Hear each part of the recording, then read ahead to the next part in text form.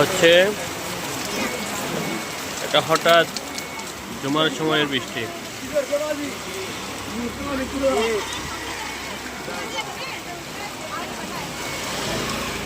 প্রচুর বৃষ্টি হচ্ছে।